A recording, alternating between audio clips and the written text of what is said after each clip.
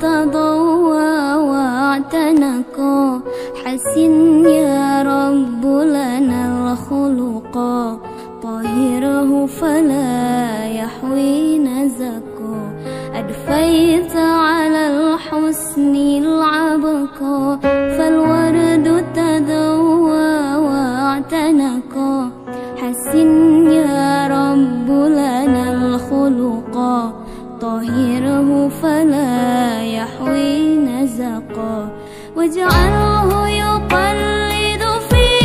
صبري للهادي في حسن الخلقا حسن يا رب لنا الخلقا فالعبد بأخلاق سبقا واجعله يقلد في أمي ثم أمي لحد آخر يوم في عمري